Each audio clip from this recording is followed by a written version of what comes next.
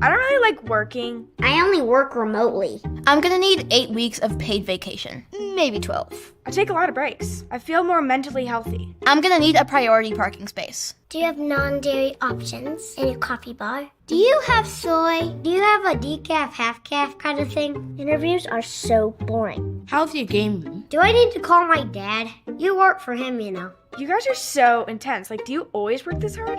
You don't run a daycare, you run a business. That's why you need redballoon.work. I think you need me more than I need you.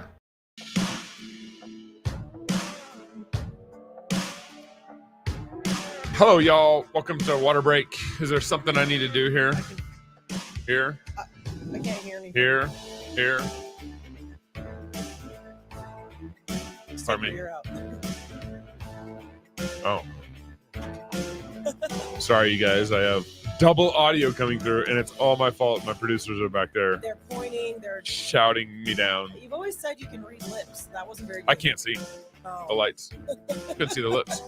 He- I could he see can't read dark lips. arms waving behind the I know, and then they look at table. me like I'm going to know what they're talking about. What is that? That's funny, baby. Oh, I have no idea. Welcome to Water Break. It's good to be with you, my wife Annie, and the Water Boy, Water Girl, Water Boy here. Hi, guys. As always, we tune in with us every Thursday at this time, 2:15 Pacific time, and of course, if you want to be in a conversation with us, email us at RenchMedia@gmail.com. And if you put a W before the wrench, it'll never show up. So it has to be RenchMedia@gmail.com. And we'd love to answer any questions and everything for you. We're going to be in Fort Worth at prodigalamerica.com for our conference in October. Annie will be there also. We're actually getting tickets today, and the kids and our kiddos. So Excited. we're excited to be back. Excited to be back in the promised land. Thank you very much. God bless Texas. Just not George Bush. This isn't a political show, so I'll hold off there. Just not George Bush. Okay, so we're actually going to start off. And first, also share the show. That's currency for us. Yeah. That actually means a lot, and it helps us with algorithms. I was just complaining to my wife every time I share a Water Break YouTube link on Facebook, no one sees it. Yeah, I'm maxed out. I'm maxed out in friends on Facebook. I'm doing Trump. I got 5,000 friends on Facebook. I can't have any more friends. Yeah. I'm maxed out, and every time I share a YouTube link, no one sees it.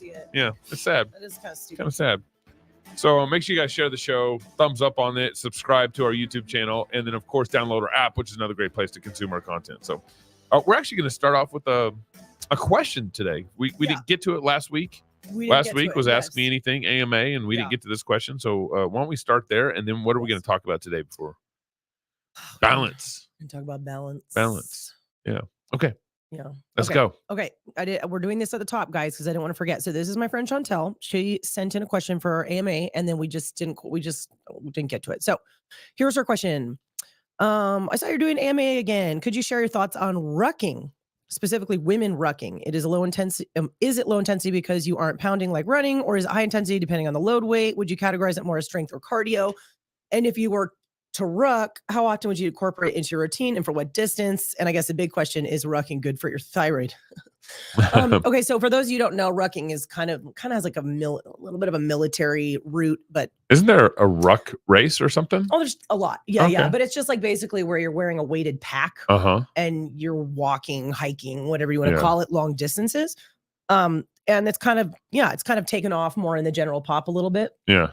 But it's got, I think, a lot of roots in kind of like a more of a military background. So I guess to answer your question, I mean, I have no issue with rucking. I mean, part of like exercise in general, and maybe this will come up when we talk about balance a little bit, is just finding things that you like and that you can do. You know what I mean? Like given where you live and what phase of life you're in and what your weather's like and if you have bad knees or not. And you know what I mean? A lot of it just comes down to that. And I think what kind of exercise? I mean, what is it doing? like is it working on cardio, working on a little And strength? she asked that. She says, would you categorize it? And I like that she's asking that because we all need to ask ourselves what category what we're doing falls under. Because I think a lot of our poor planning or imbalance, again, that's what we're talking about today, can happen from getting your categories really mixed up and having way too much under this bucket and not enough under this bucket and therefore being imbalanced. But I would say rucking, I don't have a ton of experience rucking myself, but it's basically a weighted hike. It's like going backpacking. So I would call that cardio. I mean, that's cardio. That doesn't mean your muscles aren't working. I mean, your muscles are working when you do any kind of exercise, when they're running, when you're rowing. they're working, right? Yeah. But I would not put that under the strength training category at all.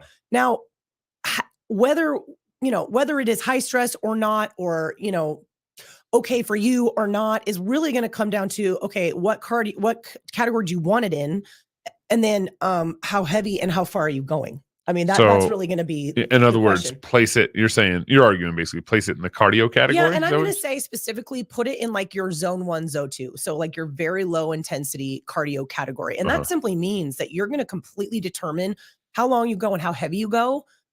Because like Chantel, she's a small woman, versus a large dude, he probably could carry more, right? So some of that load and distance is relative to your size and your conditioning and stuff. But I would say it should be determined by your heart rate. Because really that's the number one determinant of, like, cardiovascularly speaking, what intensity are you at? It's how hard is your heart and lungs working, right? And that's different for everybody for a lot of reasons, depending on how much you've done it and how your VO2 max is and like all these things. So I would say keep it, if you're going to do it, recognize that it is cardio. So get it under the right category. Recognize that you're looking at it as standing in as your zone 1 or zone 2 cardio. So this is sort of just get your steps in. This would be the same as go for a walk, go for a hike, go for an easy bike ride. It would need to be in that category. Okay. So if you're doing a lot of those other things also, you might need to get rid of some of them, or maybe you keep some of them and you only ruck once a week in order to balance that out. I'd say most women, especially moms who live fairly stressful lives, you don't need that more than you need that 1 to 3 times a week, depending on the person. And that depends on all the other things you're doing, your stress load, how your thyroid already is, how much sleep you're getting, you know what I mean? So I can't really, it depends on the person. It depends on the person, but I would say zone 1, zone 2. So we're talking very aerobic, heart rate anywhere from probably 50 to 70 at the max, but I would err a little lower than that, really. And a good test for that is that you should be able to talk the whole time. And that is a really, even with the ruck? Yes, you should be able to speak. Yeah. And maybe not nonstop telling a story all the time. I mean, most people just don't want to do that anyways, but if you were rucking with a friend, you guys should be able to comfortably, conversationally go back and forth and get those words out. Talk to each other about your day. Talk to each other about this. Why is that a test for that? Because the ability to be able to talk back and forth means your heart rate's at a comfortable level. You're aerobic enough that you Because if your heart rate's at 100, you're probably pushing yourself too hard, whatever. Yeah, like if you're running a hard mile, can you talk? Do you want to talk? No. So the talk test is a very simple thing, but it's actually stood the test of time pretty good. So I would just say how heavy you go, how long you go, it doesn't really matter. It's mostly just, can you keep a conversational pace, and can you keep that heart rate between 50 to 70, maybe even 50 to 65% of your max? That I would say is where rucking should be. Yeah. And you really only want workouts like that per week, anywhere from 1 to 3 times a week. So I'm just thinking, so why would I walk versus why would I ruck? Yeah. And then what is my goal with either? Because I feel like if I'm rucking, that means I'm a hiker. You know what I'm saying? Yeah, or not everybody wants to do it. Yeah. And some people are like, why would I put a backpack on and walk around? But some people might find that really, really enjoyable. Like you said, like a hiker or someone like Chantel, maybe is just up for a fun, interesting challenge. Or like, ooh, this sounds great, Like, and then also it could be a great way to get yourself into zone 2 without running. So maybe you have knees or hips or so, or a back that's like, I actually do better going slower, but a little weighted than I do picking up my cadence and picking up the impact. You know what I mean? So some of it could be that, and some of it could just be personal preference. But regardless, I would go off of heart rate. So anyways, and your lastly, the question about your thyroid, something like that is neither good nor bad for your thyroid. I mean, exercise is good for your body. Moving your body is good for your body. Being outside is good for your body. Thyroid just, if it's in a place where it's doing really poorly, you need to assess how much stress you're putting on it. And yes, something like rucking, especially if you're going for a really long time, if you're going for like several hours, that's going to be an added stress. Granted, if you're staying in that zone 1 or zone 2, it's not as much of a stress, like a what does Ben Greenfield call it? A poopy faced run. Okay. Like a 5-mile poopy faced run where you're like zone 3, like you're uncomfortable. It's hard. It's like mid range, you can't talk. So avoid that. But if your thyroid's healthy, I wouldn't worry about it too much. And ultimately with thyroid, you just need to eat enough and eat enough carbs. So anyways, hopefully that's helpful. Very good. All right. So we're going to talk today actually, which has a little bit of overlap here, kind of balance and fitness. That worked out really well. Well, balance in general, I think. Yeah. We don't want to be that guy who's got a great right-handed bicep and a horrible left-handed bicep. No. What movie was that? I don't remember. He was only training one side of his body. Yeah, only one side of his body. And they like digitally remastered it. Yeah, I don't know how they it was did pretty it, impressive. but he was like His right bicep was amazing, and then his left one was just like just normal. a It was just shriveled normal. little arm. Yeah. Yeah. You don't want to be. You don't want that guy to be a metaphor Yeah. for you in any area of your life. And So- actually, So balance in life, balance in fitness. Why does balance even matter in fitness? Why would you care? yeah. I know basketball athletes have a different kind of balance. Football athletes, weightlifters, bodybuilders. I mean, there's definitely a different kind of balance there, if there is even balance there. If there is even, Yeah. that's a great question. So, I mean, this topic is super broad, and I guess we can bring it down on the ground wherever we decide to take it. Uh-huh. I mean, like you balance, it's like, what does that even mean? I mean, it's a really broad term, but so to you, I want to talk about, generally speaking, how important in the big scheme of life, over the arc of somebody's whole life, Okay. in your kid's life and your spouse's life, everybody's, how balance is key.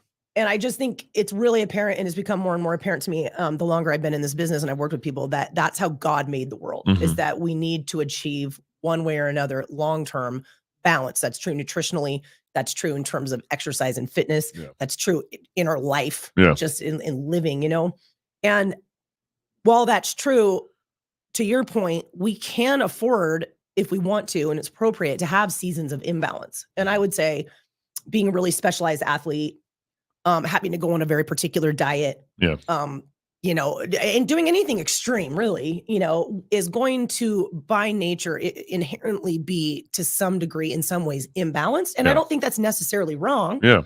But I think we need to, like we were just talking about it, categorize it for what it is, and note that with every time you move away from balance, whether that's only eating meat to heal your gut for a season, or whether that's throwing how many baseballs a week because you're trying to go pro, or with one arm, like with the right arm, or training for a marathon, and because of that, sleep gets messed up.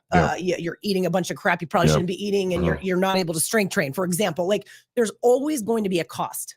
So it's just owning that, understanding that, and then realizing that, okay, but quickly, as soon as you can, you want to come back to balance. Yeah. You know what I mean? So I don't know. We can start with that if you want to, because there's nothing wrong with being really good at something, or wanting to train for something really specific. You know what I mean? Like, it's not, I have a friend right now who's training for a marathon. And that's like a really cool thing. If you have the time for it, and you have the desire, and your body can hold up, and you can make it work. But we were just talking about, you're like, her knee is just right on the edge, so she's just babying it along. She's had to let her regular strength training really take a back burner, because when you're running 20 miles, you can't lift. No, most of your time goes into eating, sleeping, trying not to be a monster to your family. And I know this from experience, trying to not be an absolute monster, and mostly just doing rehab-y type stuff, just trying to hold your body together. You know what I mean? So it comes at a cost, but you just have to weigh for yourself. Is it worth it? How many more of these do I want to do? How should I space them out? So there's nothing wrong with that, but it is something to think about. Like, the more specialized a person gets, or the more specialized we let our kids get. One sport athletes, pushing towards collegiate level athletes, pushing towards, taking it as far as you can. Like, what's the price that you pay? And I will say that I work with, on the other side of things, all the time, college athletes, 10 years later, or 15 years later, or ex-gymnasts, girls who went really far in a very specific, and then they turn 26 or 27, and it's like their body's falling apart. That one early. I guess gymnastics are a little bit unique that way, but later, I can't believe oftentimes the injury due to intense imbalance in their training, right? Doing certain things over and over and over again, and not doing other things, right? But that's usually also for like 5, 6, 7 years too. Yeah, the longer you do it, the more you're probably going to pay the price. But I can't believe the issues that these people often have. And it's still, I'm not saying it's wrong, because you always pay a price, right? Yeah. Like, you always pay a price. Look at Michael Jordan. What was that?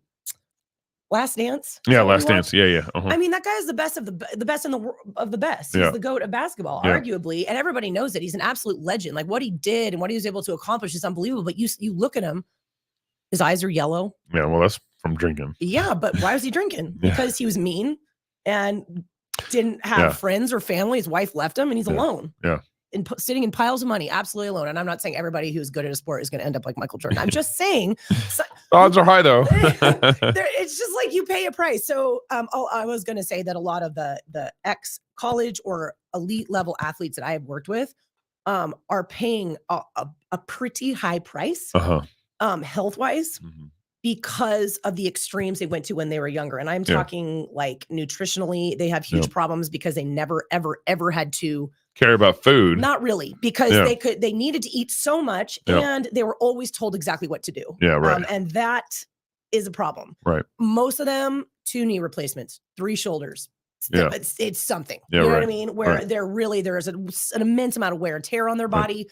A lot of them, zero social skills or just started having kids at 35 or you know what I mean? Like, so like balance is something worth thinking about. Yeah. In all areas of life. So, anyways, that's why I want to have this conversation. Yeah. But well, not you know me, like terms like balance bother me. Because it's vague or because it's not a biblical term? Partly because it's vague. Yeah, it is vague. But also I think I mean, I think you can argue that I don't know. I really like because it's overused. It's overused, but it's also like when you're talking about like, I've told you this before, when you talk about health food and stuff like this, I like your terminology, like nutritionally dense food. Yeah. Like that makes sense. Balance. I understand what you're getting at. And I mean, I agree with it, but also we want to, God designed the world in a certain way where he's also giving you gifts. Yeah. And he's giving you certain strengths. I mean, he made you, let's say, a really good basketball player. He made you a really good football player or a gymnast or whatever. And so I think leaning into that, for a period of time or whatever is, part of the glory of what God's built in you. And you're absolutely right that, but this happens to a soldier. This happens to anybody who's gifted with certain abilities to go out and fight or go out and do this well. Yeah. You're probably, you're spending some capital with your body that you're probably going to have to fix later. Well, and part of later, I think those are all really good points. And I mean, part of it is just spending your life. You're going to take what you're good at and you're going to take what opportunities you get and you're going to take what you want to do and that you feel like it's a good idea, and then you're going to go do it. I mean, like nothing, you can't do anything without some cost. You have a baby, there's some cost there. Like it's going, everything, usually anything physical is going to have some sort of toll. So I guess I'm not saying let's avoid it or let's not, capitalize on our strengths because surely your genetic predisposition, your the things that you're naturally better at, and because it's undeniable that that's true for people. I'm just saying it's good to be aware of the cost side. That's right. And if you are someone who is coming from some serious seasons of imbalance, be it being a soldier, being a sport specific, a bodybuilder or something. Totally. Anything where you've done that. We can talk about, okay, what are some things that you can possibly be aware of or do to try to pull back to balance in terms, and the only reason I'm making this claim about balance, and we can talk about some specifics to kind of give you definitions of what we're talking about or examples of what we're talking about, is I'm thinking towards living, having a lot of vitality in the long term. Yeah. Like that's, in order to do that, minus you being just that's helpful. I think that's a helpful clarification. Yeah, that's how I want to frame this, and I probably should have framed it from the start. So I'm thinking of like, I have noticed that you need balance in order to thrive the most in the long term, like in almost every sense of the word. Yeah. That doesn't mean that you can't have seasons of imbalance. And I think training really hard to be the best basketball player you could ever be would be a perfect example of that. So one of the things I'm thinking of is now I see the kind of the physical, I guess, principle of balance, or if you want to call it that, where it's like, okay, well, your right arm, all you do is work out on your right bicep and the other bicep, it just looks bad. It's dysfunctional.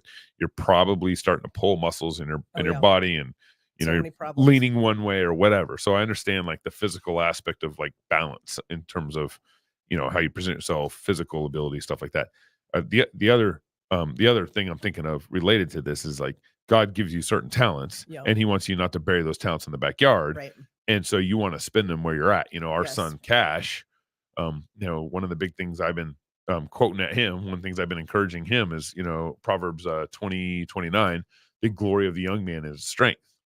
And so Cash is at this age, he's 10, he's gonna be 11, he's coming into these years that God has really given young men strength, really has. Yeah. the rest of that verse is, and the glory of, old men is their gray hair, their wisdom. Right. That's about where I'm kind of getting into a little bit. I'm Yeah, 45, and so when I was younger, I shouldn't bury my talent in my backyard, and now that I'm older, I shouldn't bury my talent in the backyard. And so, part of this is like lean into also your strengths as you're able, and not spend, waste any talents in the backyard Yeah. in this. And then, of course, we'll talk the flip side also of like, a lot of your strengths, especially when it comes to virtues, can also be your weaknesses. Yeah, totally. You And know, yeah. You're a hard charger. You're a bull in a china shop. Right. Those What are all you're- like good things. what And you're then best at could Yeah. also be like your greatest sins or your greatest yeah, vices. ditches or whatever. Ditches, Yeah, vices. Yeah. That's so funny. Like this translates into so many different areas. Well, and I don't even think like, there's a flip side of it. That the risk or the negative that can come with you doing too much of one thing or emphasizing one thing too much in any area of life. But then also just being aware that the body does always want to come back to that balance. I think there's a smart way to really spend your potential, even if it's by nature a little imbalance. And then there's a stupid way to do it. Yeah. So if you're aware, okay, every single time I throw this ball or I hit this volleyball, with my right hand, whether I'm I'm serving, only working this side. what are some things I could do from the backside to help me out? Like you can play smart or you can train smart or not if you're just aware of these things, right? Like, to try to get symmetry and all those things. But I guess let's talk about striking balance in fitness first. Okay. Yeah. Because I think it's probably where we're going to spend most of our time. You do need to strike balance in your nutrition also, and then life in general, or at least try to. And again, I think it is perfectly fine to have seasons of imbalance, to go train for that marathon if it's a good idea for you, to do a CrossFit competition. I mean, my goodness, I've done an incredible amount of extreme things where it was not balanced, and arguably I have paid for it health wise. But you still have to weigh, is it worth it? Yeah. And part of this conversation, I just want people to be able to have that, put the right, make that calculation completely informed, right? Rather than just kind of doing these things and not thinking that there's going to be zero ramifications from them. So some examples, you guys, of the kinds of people who are, well, first off, let me say this on the exercise side of things, there's a whole category of people who aren't exercising at all. And I know that we're trying to talk about balance, this is not exactly on point, but I really want to encourage you guys to really take a step back and consider why you're not doing something physical for your health, some sort of strength training routine, even if it's super basic, some sort of cardiovascular regime, even if it's super basic, especially when you're starting out. Obviously you don't want to start by biting off way more than you can chew, mentally speaking, physically speaking, but really consider it. I mean, we just did that show, listening through Callie and Casey Means's, just going on and Tucker, on on Tucker about Carlson. how Americans are so unhealthy. And, it's diabetes, it's heart disease, it's high blood pressure, it's all these things that, lead to heart disease. And one of the best ways, undisputedly, to mitigate those things is just to eat right and to exercise. So, I think for young people in this category, people who are just not really doing anything on the exercise front, I think it's just a failure of thinking preventatively and a failure to look at or think long-term. Okay. And that's a huge problem for everybody. It's a huge problem for Americans. We're very much, we live in the now. We just are like, I'm doing well now, so I'm just going to keep eating this way and not moving my body, and because whatever. But it's just, guys, I just can't even tell you. I wish that you would consider starting something, because it is so impactful and so important for your long-term health. And what is really frustrating and sad is when people come and find you when they are so injured or they are so sick. Pretty far down the road, So far down the road, and their doctor finally is like, scares them, now you have diabetes, or your trigs are 150, or you know what I mean? Like, I'm threatening insulin, or I'm threatening the statin, or I'm threatening this. It really sucks to not start until that point, especially when starting years before that probably could have prevented it in the first place. So I just want to say, you guys, if you're not doing something, please don't just think of exercise as like, well, it'll help you lose a little weight, or, oh, it'll make you have bigger muscle. I mean, like, it affects your health at every single level. Like at every single level, it is almost free. I mean, a lot cheaper than surgery Right. and a lot of the drugs that you will inevitably be put on down the Right. road. Again, unless you're just a genetic, anomaly. Right. Please start something.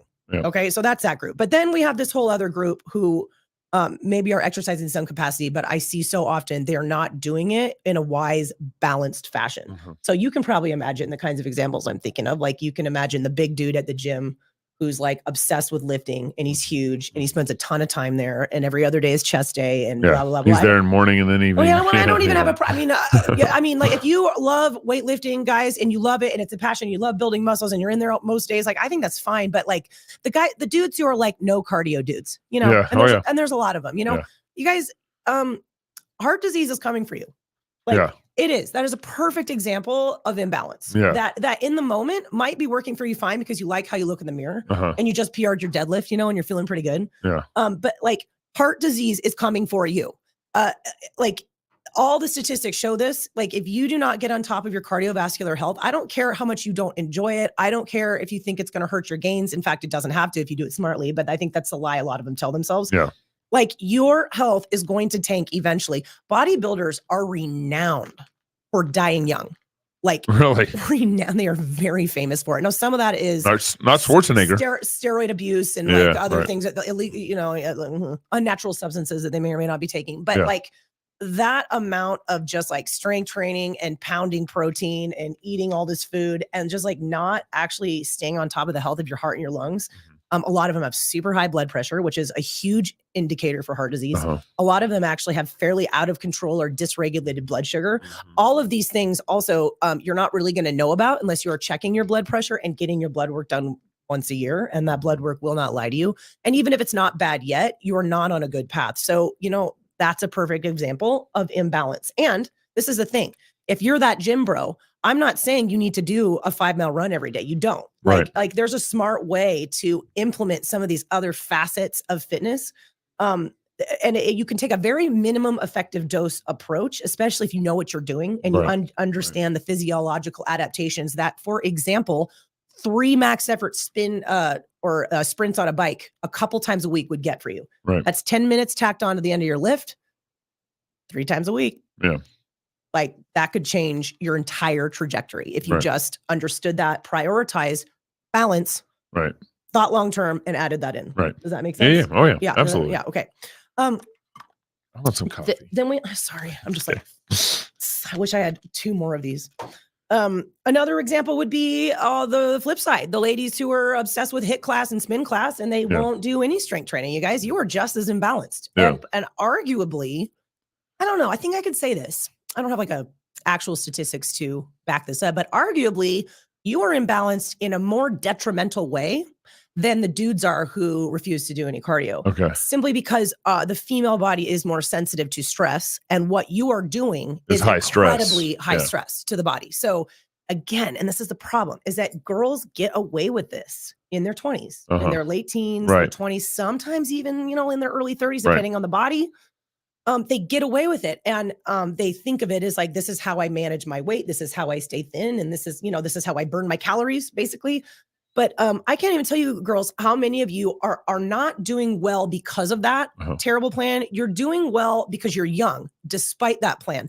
And at some point, the negatives of that and gonna catch up to you. Are going to catch up to you. And then you're going to be in this horrible place where you have no muscle, no knowledge, no like habits of how to strength train, because that's its own thing, right? It's a skill that you have to kind of get into place and build and learn. You're looking down the barrel of perimenopause. You have dysregulated hormones usually at this point because you've been stressing your body out so hard. Your thyroid is probably, anywhere from not thriving to really in the tank. You'd have to get blood work to know. And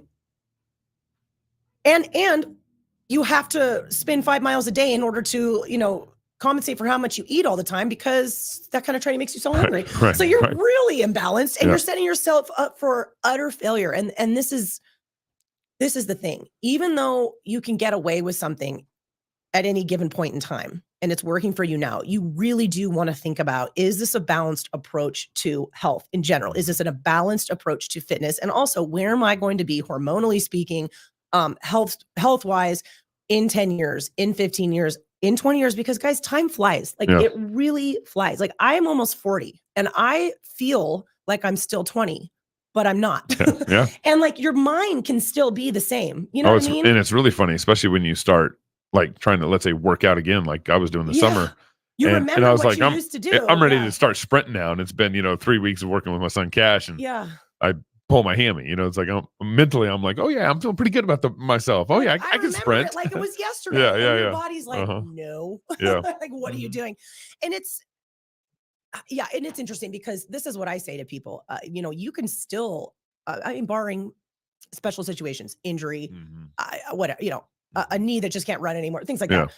If you stay consistent, you can still do all the things. Like I'm still doing all the things. Okay. I just you have to be very consistent, and you have to take care of your body a little bit more. Sleep, mobility, actually exercise your core, all the things that when you're 20, warm up, like all the things that when you're 20, you're just like, whatever, I don't need it. You need it now, but I'm just saying you can still do it when you're older. And there's another population. Like not stretching after you did a significant basketball workout. I mean, you just can't. When you're younger, it's like, you just like you barely stretch and you get back on the court. You don't stretch at all, Gabe. You never stretch at all. You would play probably 3 games, you go to Burger King, and you just felt great. Yep, that's right. You just felt great. If you did that now, you would throw up, and then the next day you would 100%. Yep, I'd be feeling it. So there's some things that change. But okay, and there's another huge group of y'all who are like the perimenopausal, menopausal women who only walk. That's it. Yeah, just walking. I'm gonna let you keep making this point. I gotta go run real quick. I'll be back. Okay, that's fine. Yeah, you keep going. Okay, so ladies, you know exactly who you are.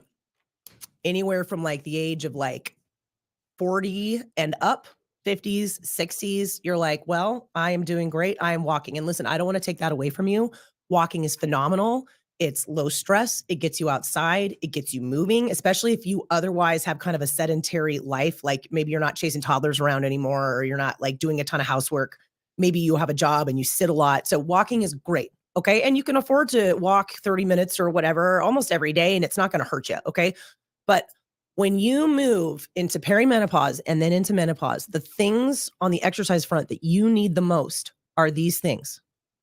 Heavy strength training, okay? Especially as your hormones shift and eventually your body stops producing them, it becomes a lot harder to build and maintain muscle, and you really, really need it. The second thing that heavy strength training will help you with is bone density, and that is a very, very, very big deal for women. The second thing you need is to train explosive power, okay? And that is the opposite of what most women think that they need or want to do. It's also easy to hurt yourself, which is one of the arguments why you should have a robust routine and habits in place from your 20s and on, so that when you get to that point, you're ready, your body can take it. You're not going to pull something, you're not going to not know how, okay?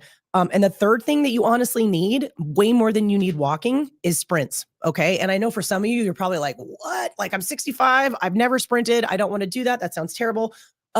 You absolutely can. It is never too late. And that max effort, like above lactate threshold, just sprinty sprint will get you so much more physiological adaptation and so much more fast twitch fiber recruitment than walking ever will. And it is going to help your health. It's going to help your weight management. It's going to help you live longer in a way more functional way. So in terms of balance, those are the things that you really need.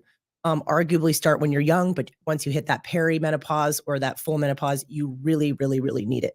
Another thing to think about, you guys, is that even just in the body, it's really, really easy and really, really common to have some major imbalances. There's a thing called, and I see this a lot of times in the gym also, there's a thing called upper cross syndrome and lower cross syndrome. And basically, upper cross syndrome is simply major tightness in like the front pec delt area, and then major tightness in your upper traps.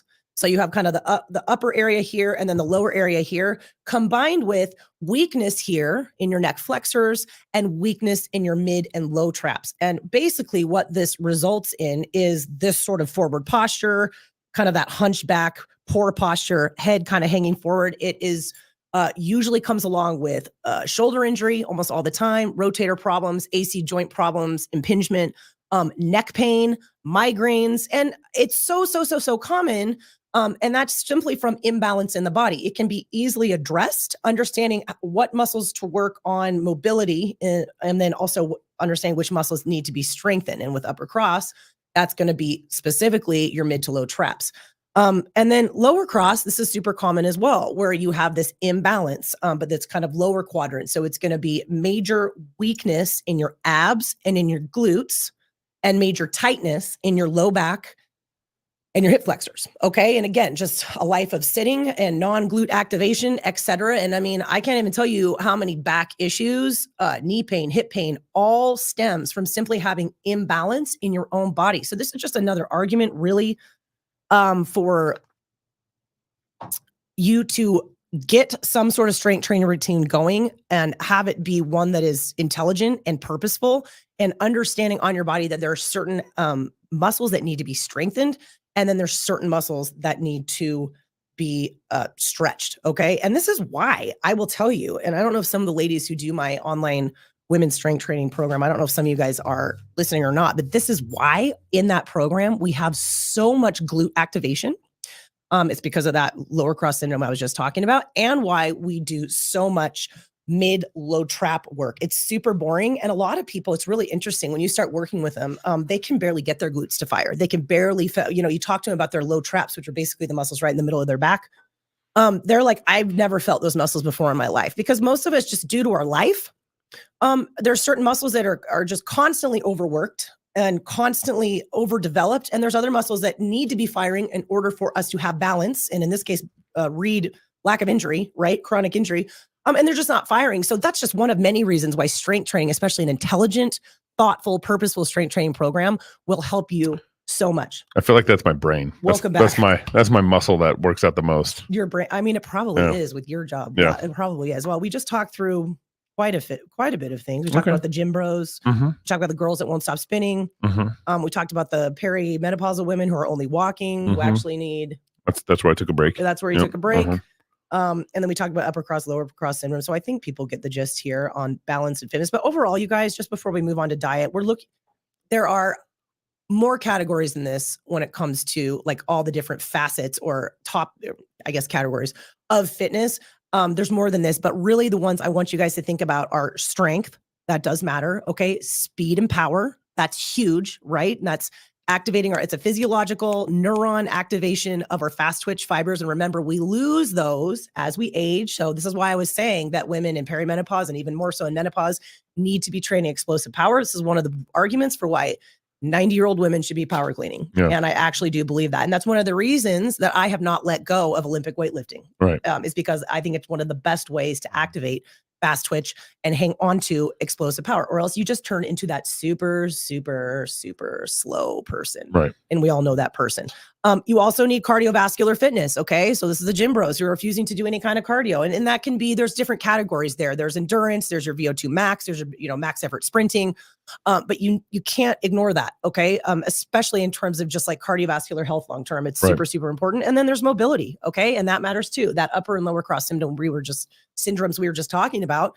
Yes. So that part of that is due to certain muscles being weak, but they're just as much caused by other muscles, hip flexors, upper traps, being really tight. So you need to pay attention to this stuff in order to achieve balance in health. And then also just even like literally balance in your own body. And this points back to our opening comments. We were talking about like your strengths can be your weaknesses. Men tend to go towards heavy lifting, and women tend to go towards kind of aerobic, aerobic sides of things. Yes. And so that means like, especially, men, need to run more. Women actually strength training, actually, building bone density and building bone density, explosive power.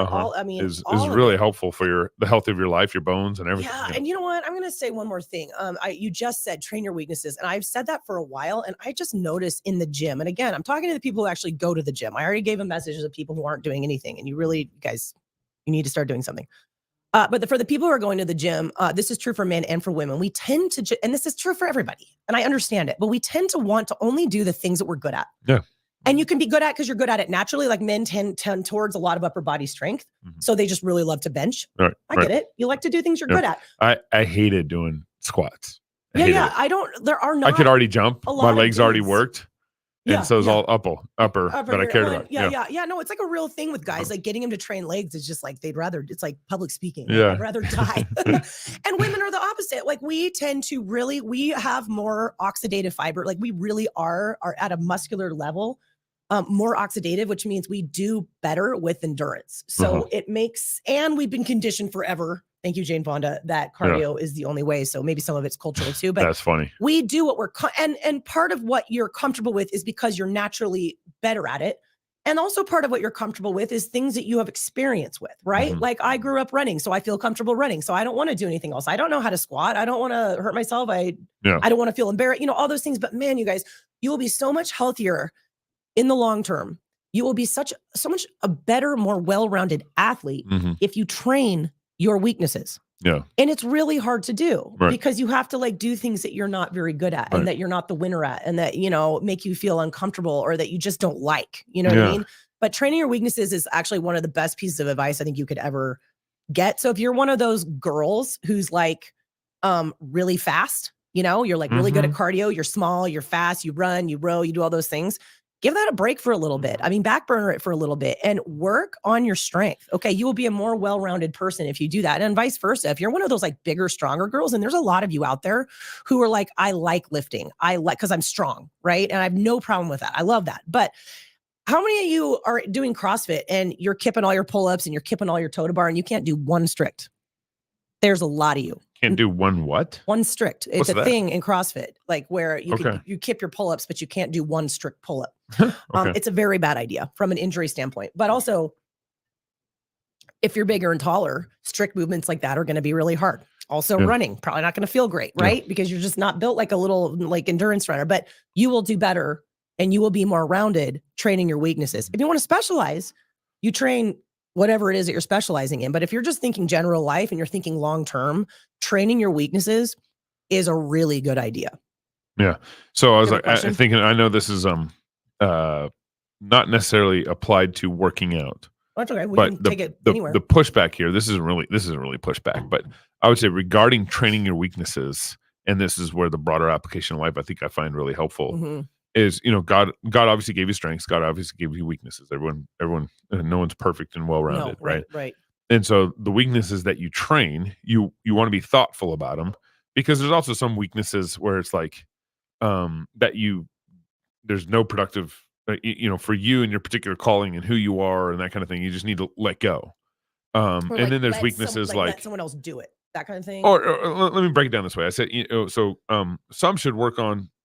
You should work on some weaknesses and you got to be strategic about what weaknesses. And then some weaknesses I was kind of putting in the category like God's given you and he's not going to take away. So like God gave Paul a thorn in his side and that's, whatever weakness is there, God gave you a handicap or something, stuff you can't control. Yeah. We're not talking about that. Exactly. And then I'd say the last category. So some weaknesses you need to train, some weaknesses God just gave you and you just got to live with and be grateful with. And then some weaknesses, you should recognize that your time is maybe better spent other areas. I think that's a good point. So, I just, again, this is kind of a life application, No, it's but good. But I'm just not good at sewing. Totally. It's not going to take. I'm not going to be productive for me to maybe try to get into that. And now my buddy Brent Foster, he's pretty decent. Brent, if you're listening, you've got a lot of skills. I should send him the show. No, totally. So so that's a good point. So I was still thinking on the exercise front, so like and just in terms of achieving balance, because we tend to be biased and imbalanced in favor of what we're naturally good at. And so it's good to train your weaknesses in that regard. And and also if I think of myself as like a mom, which I am, it's very tempting for me to lean into the things about being a mom that I am naturally gifted at and already doing. Yeah. Like I'm really good at being a disciplinarian. Yeah. I'm very good. Or bringing your kids on a hike. You're very good at that. Yes, I'm great at like, kids love that and too. Still like really like my kids are like our nutrition is good. Like we're really good. But you know what I'm not good at? Being patient. Not good at all. Not a gift. Not a spiritual God's gift. working on that. But you know what? That's not one of those things like sewing that I can just be like, well, I just don't need to do that. I do need to be patient. Yeah. That's one of the fruits of the spirit. You have to work on that weakness. Yeah, exactly. So that's the kind of, in terms of making me a more well-rounded mother and Christian, I need to spend more time working on being patient rather than planning more hikes for my kids. You know what I mean? Like maybe I need to like just work on the things, pray about the things, think about the things, that I'm not as good at. Yeah. That would be a good example of the balance. But Yeah. to your point, like you're so right. Like I don't have time to make sourdough right now. I would like to. Maybe that's not a good example, but I just don't.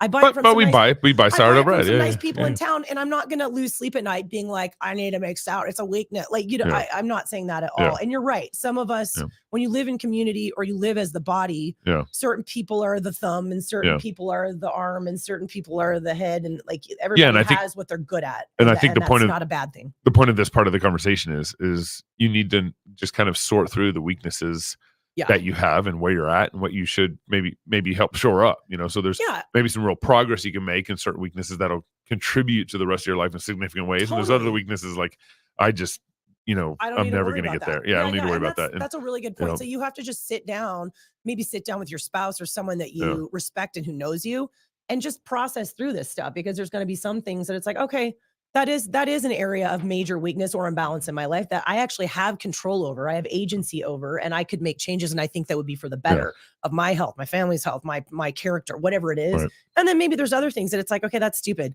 Like I'm not a skateboarder. I don't need to be a skateboarder. Right. Like, Mhm. you know what I mean? yeah, Like, life goes on. life goes on. Yeah. Like I don't have, you know, you might not have time. You might have the desire. You know, it doesn't matter. So that's actually a really good point. Okay, so balance and diet. Balance and is that where we're diet. going now? And we've talked Okay. about this a lot already. I just wanted to throw that in there. I knew we would spend more time on the fitness side of things, but I mean, balance and diet is that we're just living in such a funny time, where like for the first time here recently in our history, the first time in forever, it's in to be super imbalanced. Like only eat vegetables or fruit, you know, if you're a vegan, or like literally only eat meat if you're a carnivore. And like we have these weird polarized camps. And, you know, we've done other shows. We've done shows on the fad diets. We brought Joel Mhm. Green on. I Mhm. plugged his book, The Way, which is basically 100% about this, where like actually balance in the diet is the key to long-term health. Mhm. I totally believe him. We're going to try to get him on again soon and actually talk a little more in depth and do some rapid fire questions, which I'm really looking forward to. Maybe next month. Is that what we said? But, Mhm. you know, That's so cool. we've already talked about this, but it's just, it's crazy to me how people think that skewing their diet really hard any direction really is going to lead long term to some sort of health balance. Like it just never does. And again, like we said at the top, like you can have seasons of imbalance. You can have seasons of imbalance and it be a good idea. Like you could go keto for a little while and try to sensitize your bodies to insulin a little bit, and that can do great things for you. It can help you with weight loss. Like you could go from a standard American diet to vegan. And because you're eating so much more real nutrient dense food, you could for a little while feel so much better. Eventually the anemia is probably going to get you, but in the short term, you might feel way better. So I think a lot of times people get really defensive where they're like, well, I went carnivore and I felt great. You know, it's been 6 months and I feel amazing. And I don't want to take that away from you. Like it's not like I don't believe you, you know what I mean? But again, my message here is not in the short term. It's in the long term, right? Mhm. It's in the long term. So, and it's just really interesting. And Joel talks about this very specifically, how the toxicities of one food group, let's say vegetables, are offset by animal products. And then vice versa, the possible toxicities of the animal products are offset by fiber. So it's like the way God designed it. It's just like, no, you need to have all of it. Mhm. And also, if you're eating in a diverse, fashion, you're going to end up with the most diverse microbiome, which is ideal. Uh-huh. And I don't really know Microbiome. You're referring to the gut bugs, there. the bugs gut. in your gut. Yes, exactly. There's bugs in my gut. Yes. And I don't really know one gut specialist that disagrees with that. Like pretty much all of them are like, you want diversity and specifically diversity of the good guys in your gut. And I'm still stuck on that. There really are bugs in my gut? Yeah, well, not bugs. We just say bugs for lack of a better word. You know, it's yeah. Okay. Thank you. Gabe had a doubt. He was Yeah, I'm really bothered. tiny. I was bugs. really bothered. What was I saying? You were talking about the balance of gut and your. And if you eat diversely, it keeps you from eating too much just naturally of any one thing. So it is the way to go. Yeah. And that's not to mean or to say that you don't sometimes need to take a break from certain things. Right. And some people, when you find them, are really messed up. Yeah.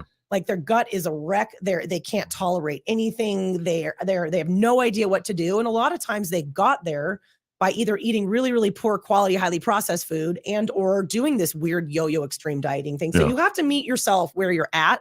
But the goal long-term should be How can I reintroduce these foods? How can I titrate them back in? And sometimes it's getting over your fear of carbohydrates. There's a real fear of carbs right now due to just this huge emphasis on being carnivore, being keto, carbs make you fat, blah, blah, blah, blah. Right. When really you go too low carb for too long, you're going to end up with a fatty liver and a flopped thyroid, and then you really are going to be fat. Like you have to think about all these downstream effects, and it's just so funny how God made the world that it always just comes back to balance, like just pretty much always. And I mean, again, we don't need to talk about it much more because we already have, and I want to bring Joel back on to talk about that. And do you want to maybe talk just a little bit about just balance in life? Yeah, because I feel like that's really important too. Well, and oftentimes a lot of people who are maybe stuck in a specific workout are focused there because they don't have the balance in life that they need, and it largely comes from, I think, some sort of walk with the Lord and not having a consistent walk with the Lord. Another word for balance can be consistent, and so what ends up happening is you end up focusing on certain exercises or focusing on certain areas of life because this is not good over here, but it's good here, or this is fine here. This is where you find some comfort in life, so you end up kind of in this. There's always a massive spiritual connection between our food and our health and our relationships with our families and friends. It's always connected. God built the world in a certain way, and I think that's one of the things that I find really helpful in all this is that we reconciling our lives with how God made us and how God created us is really important. Yeah, because God designed us in a certain way. He designed men in a certain way, women in a certain way. And if you're cutting with the grain of how God designed you, then you aren't panicking about, a kind of perceived imbalance that you think you need to take or that you think you need to be, living out. You live out according to God's word. You live out according to God's word as a man. You live out according to God's word as a woman. And then you live your life in such a way where you're cutting with that grain. And then that's where I think a lot of these answers will start to come into play, where it's like, okay, all right, I'm a woman and I tend to like more endurance kind of trainings because my body's made better for that. I'm a man. I tend to like, lifting weights, build my pecs, build my biceps. And because that's kind of, cutting with the grain a little more, but you want to make sure that you're balanced in such a way. So I think there's a lot of spiritual connection to this conversation and how God has actually built the world and how he's built you as a woman and how he's built, me as a man, that starts to answer a lot of these questions, I think, about balance. Yeah. God gave us our strengths and we don't want to ignore them in this conversation. And we haven't. Yeah. We don't want to. And you want to glory in them, a glory of young man in strength, Proverbs 20:29. And so you want to actually, you should be very excited about your strengths. You should glory in them. You should be very, very grateful for what God has given you. And so that way, a lot of people get caught up in this self-help cycle, constantly self-help cycle. But I think one of the things that's missing out of this is like a gratitude for the strengths that God has given you. Yeah. And so that's why you're always constantly, oh man, I always got to be working on this and this and this. But it's like, God's actually giving you some things that are really good here. And of course, you want to be growing in a way, we call this in the theological term is sanctification, where you're trying to die to your problems in your life, you're trying to die to sin in your life, and you're trying to grow closer to God. And so you always want to constantly be growing closer to God and away from sin, away from darkness. And so with that in mind, you want to be, looking at your strengths and be thankful for them and don't get caught in this guilt move, this guilt manipulation of, oh man, I got to work over here. No, be grateful over here. And then I think you'll see things clear on where you need to work in your weaknesses. Yeah. Well, I think that's a good point. It's just approaching everything with gratitude. And, it's interesting to even talk about like in life, what does balance look like in like a family? Because it's going to look different family to family, and you have to figure that out. And maybe part of it is that like husbands and wives need to constantly be sitting down and just talking through this. Like, how are we doing? You know what I mean? Like, like big picture, like, is the husband and the wife, are they thriving? Yeah. You know what I mean? Like, I mean, are they even thriving spiritually? Is their marriage doing well? Like, is their health? I mean, honestly, you guys, like look at your husband or husbands, look at your wife and like literally be like, how do you feel? Yeah. Like, are we taking care of you? Right. Right. You know, like, I mean, like, and that could be a lot of things. Is your health good? Like, are you like, how's your energy? Yeah. Are you happy? Are you sleeping well? Yeah. Are you, how's your walk with the Lord? How are you, do you feel good in your body? Like, Yeah. I mean, there's so many small things that we could do and changes that we could make if we have an open mind and we're willing to go back to the drawing board. And I think that's what it is. Is it just like you get stuck in your ways? You get stuck in your ways as a single person, and this is just what you do, and it's what you know, it's what you've always done. And then you get married, and then you really quickly get stuck in your ways there. Yeah. And then you add some kids, and you get stuck in your ways there. And it's just like you should always be willing to go back to the drawing board and be like, okay, maybe as a family, we all need to sleep more, and that will help us not be so tired and sick all the time. Right. You know what I mean? I mean, and sometimes change is really hard. Mhm. Or maybe, my wife is not healthy on so many levels. We need to make her getting healthier, whatever that looks like. And it can look different. It could be at home. It could be going to a gym. It could be joining a program. It could be seeing the right doctor. I don't know. It depends on you. But like, what do we need to do? We need to budget for it. Do we need to get a babysitter for it? Do we need to literally just have conversations with her, encouraging her, giving her permission? I don't mean like permission, like I'll allow it. I mean like making her feel absolutely great and not guilty about it, because women are really bad at taking care of themselves. I mean, men too in their own way, but moms are really bad at it. You know what I mean? But just like, I feel like these big like meta assessments need to happen. Certainly. And like, how are your kids doing? Like, honestly, like, are they being ignored? Are they being ignored? Are they being parented well? Are you spending too much time at the gym? I mean, that can be a thing too, you know? I mean, it's certainly something that I have to assess. And like, have you taught them the things they need to know at this point? How is their nutrition? How is their attitude? How are they doing spiritually? So I feel like every family is probably going to really pretty quickly be able to like come down on, okay, these are the things we're great at. These are the things that maybe need some work. And then, you can have those conversations, but I just want to say you need to be willing sometimes to make some seriously big changes. Like you really do. And I think with that comes investment. And I'm just saying this from experience, because so often when I talk to women or men, but more often women, I don't know why, but more often women, when we talk about ways to improve their health, ways to get them exercising, ways to help them sleep, whatever it is, budget. Yeah. It's not in the budget. It's just not in the budget. It's just not in the budget. And I understand. Something's in the budget. And I understand, guys, we're not rich. Like, I understand life is expensive and you can't. But you're still buying food. But food's still in the budget. And I just think that we need that Overton window about health and fitness that we've been talking about off and on since the beginning of the show. We need it to shift to where it's not really an option whether or not you are exercising in some capacity, you're trying to eat well in some capacity. It's just assumed, because it is that impactful to every level of our health for not just one person, but the entire family, and all the habits that you're teaching your kids and that they're going to carry on to the rest of their life. And again, even if you're getting away with things that are not ideal or healthy now, you need to think long-term about what this is doing. And I think change something. I mean, like cancel some subscriptions, get rid of one of the car. I mean, like you know what I mean? Like, I think you need to be willing to make some serious, drastic changes if you are imbalanced in your approach to your life. Yeah. So, I think that the money thing is a real thing. And I hear it from the ladies more than I hear from the guys. So I don't know if the women are more like budget guilt driven, budget conscious, and the guys just need to be like, don't even worry about it. What is it in our family? I will make this happen for you. Listen, Gabe and I are unique. Okay. We are two type A spenders. Spenders. And that combination also comes with its set of problems. Every once in a while. We don't have a frugal one in our family. There's not a frugal one. In fact, when we Vita might be able to play that role. Vita might be able to. Our 12-year-old. When she gets old enough to handle budgets, maybe we pass our budget off to her. Oh, she will be absolutely horrified. That's funny. When we first got married, I remember at one point, because you were, you can't help it. Every dude kind of compares his new wife to what his mom did, because that's kind of all you know. And your mom is like very frugal. And she was specifically a coupon clipper. Yep. And this was back in the day. I don't even know if people do that anymore, really, but this was back. Oh, they do. But I mean, everybody got a paper. It's intense. But everybody got a paper back then. I think it was more a bigger thing then than it is now, because everybody got a paper and you get the coupons. Yep.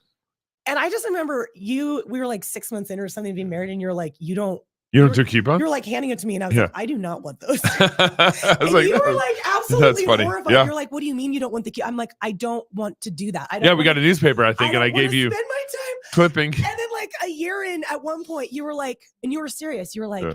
if you saw $1 on the ground, Yeah. would you bend over and pick it up? Yeah. And I was like, Yeah. depends on how sore I am don't that know. day. I don't know if I needed a coffee or not. I don't know. That's funny. Oh, so funny. But yeah. Well, do you have anything else? Are we closing up? I think that's it, you Okay. guys. I mean, Well, really, it's almost time to pick up our kids too. It's So almost time to take yeah. Cash to football. Think about balance, you guys. Take an honest assessment of your life. Step out of it and look in with some good, fresh perspective, and see, what changes. Yeah. What changes need to be made. And always like when we have these conversations, we always are trying to also include, how God made us and kind of the reality of the world around us. We don't want any of these conversations in your family or in your own life to be guilt driven. We always want it to be grace driven and how can you be grateful and make things better? Yeah. Because a lot of times you can. You just have to be willing to make some serious changes. Yeah. Thank you guys for tuning in. We got up to about almost 400 live streaming. So thank you very much for tuning in. And Thanks if you want to be in a conversation with us, email us at RenchMedia@gmail.com. That's wrench with no W, media@gmail.com. So we're going to be here next week, and then we're going to eventually in October, we're going to be at Prodigal America, and we hope to see you there. Go to prodigalamerica.com. And thank you for joining Water Break. Bye, guys. America is a country that was founded for the purpose of allowing Christians to do their duty before God and not to have their consciences ruled by the doctrines and commandments of men.